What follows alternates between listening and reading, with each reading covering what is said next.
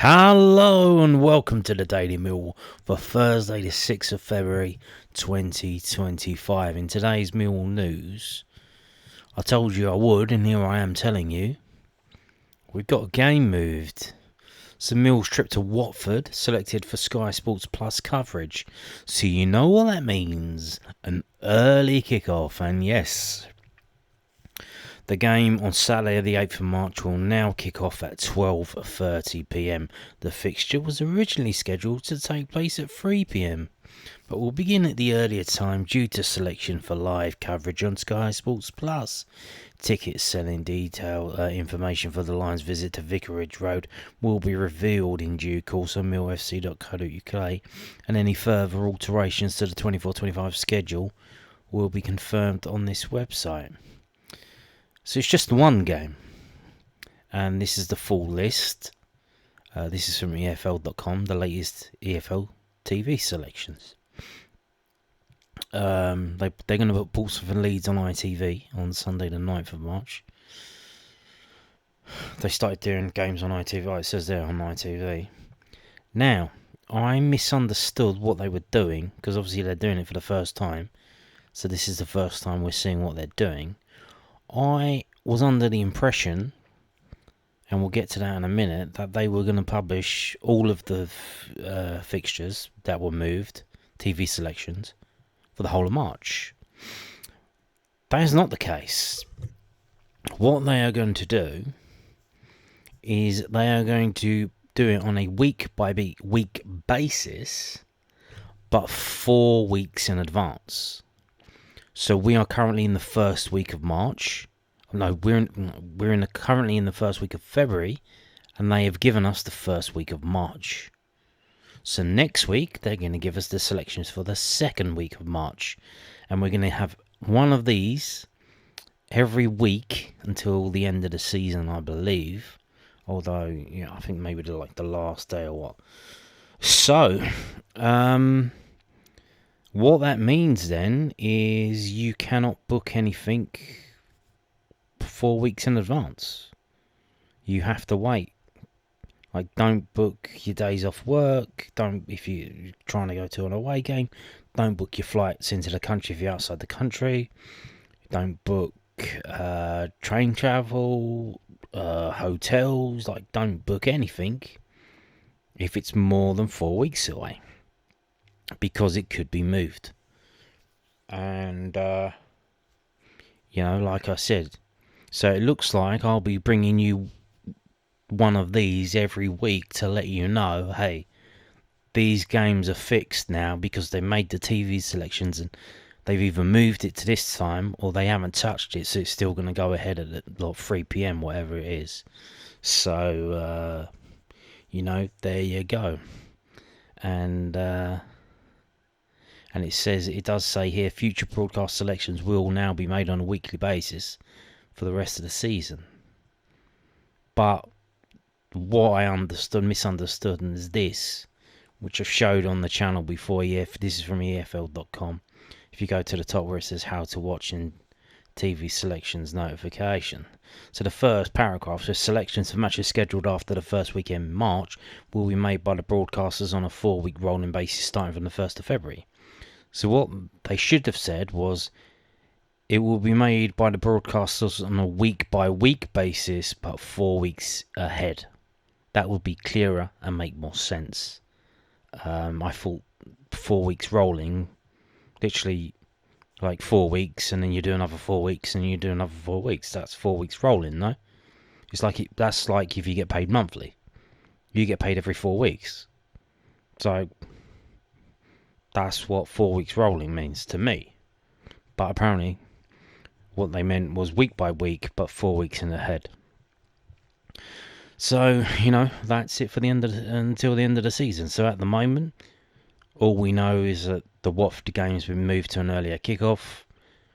Obviously, one of the more contested away fixtures that we have. It's one of the closest, after QPR.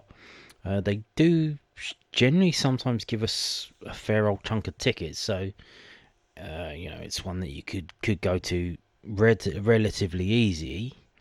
But I imagine, we've got, how many games have we got till then? We've got the cup game, and then 1, 2, 3, 4, 5. We got 5. I'm just looking at the calendar on my wall. So we got 5 league games, and I would imagine if we're pushing for, up the top, that Watford game will probably be hard ticket to get. So there you go. That's been selected today. Obviously, so it looks like come back next week, and we'll have the list next week, and then the week after that, etc., etc., ad infinitum until May. Now, moving on to some stories. This is from londonnewsonline.co.uk, the South London Press. The crazy thing about the transfer window. Buying all those players, I would imagine. Millwall boss Alex Neil gives assessment on mid-season trading. Millwall head coach Alex Neil has given his verdict on the January transfer window and admits it was crazy how there is so much activity which happens late on. The Lions did 8 incoming deals during the period of trading, including club record deals in Camille Negley and also out Romain Esse. On deadline day, which finished at 11 p.m. on Monday, the Championship club added Rangers forward Zach Lovelace and Chelsea left-back Zach Sturge on loan.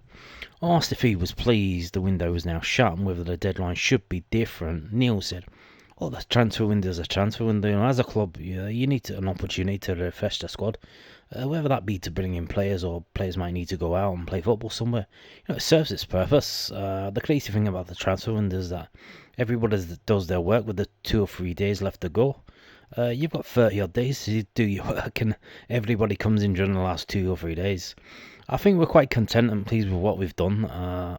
Asked why clubs do wait until nearer the deadline to get active, the former Preston, Norwich and Stoke boss said, it's a variety of reasons. What you will find is that the players who are not available at the start of the window become available at the end of the window. And naturally, if you manage to sign a player and then you create an extra asset in the team, a lot of the time, where does he go? Does somebody have to leave to make space for that player to come in? There are all those questions at different clubs. How many transfer windows have you seen where clubs are doing nothing at the start of the window and then at the end, they sign 3 in one day? It's just how it works. Indeed. And we have this from the southernnews.co.uk. So obviously, Thursday is the day that the manager does the pre-match press conference generally. So that's why we got stories from Alex Neil today. Millwall boss reluctant to put too much pressure on high potential January additions. Yes, slowly, catchy monkey.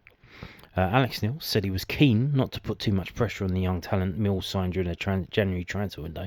The Lions acquired an astonishing 8 players in the past month, all of whom are 25 or younger, and a number of them were signed with the future in mind. What I'm reluctant to do at the moment, is to put too much pressure on a lot of these young boys, Neil said. The oldest one we signed is Aaron Connolly, he's 25. So it's not as if we went, what we'll do is we'll just go for the ready-made players that they've done it. They play 300 games and bring them all in, they're ready to go. We went down a different route of boys who've got really high ceiling, high potential, but at the moment for a lot of them it's still only potential. We need to develop that into being ready to feature and more importantly contribute in every game. We've got a really good, strong senior group that's governed the changing room here for a number of years, and they're brilliant in how they do that. And I trust them to do that in a manner I'm sure they understand. I've had conversations with them about the fact that we'll be bringing in some younger players, and they're duty bound to help and nurture and try and guide these younger boys, and that's what the responsibility is. One of the high potential signings Neil referenced was Benicio Baker, who 4 years ago was attracting the attention of Bayern München ahead of a move to Porto's academy. The 21-year-old returned to England in 2022, joining Brighton's under-21 side before being handed 6 first-team substitute appearances in the 23-24 season by Roberto De Zerbi. Baker went on loan to League Two side Port Vale for the first half of the current campaign, where he made 14 appearances, but was limited by injuries. He went to Portugal when he was younger, and he was at West Ham, Neil said. There's no doubt he's in his potential, but he's not featured much over the recent years. He's had his injury issues, there's a set of hurdles that he's going to have to overcome, I would imagine, before he's ready to play for the first team football. But as I say, that would be dictated by him. So if I go out and he's the best player on the pitch, don't be surprised if he's starting on Saturday. But if he's not quite ready, we'll bring him the time to try and help him and give him the platform to show what he can do. Of course, they are young. This is for the future. The future is tomorrow, but it's also next week, next month, next year. So, the future, that's the thing about the future, it keeps on going ad infinitum.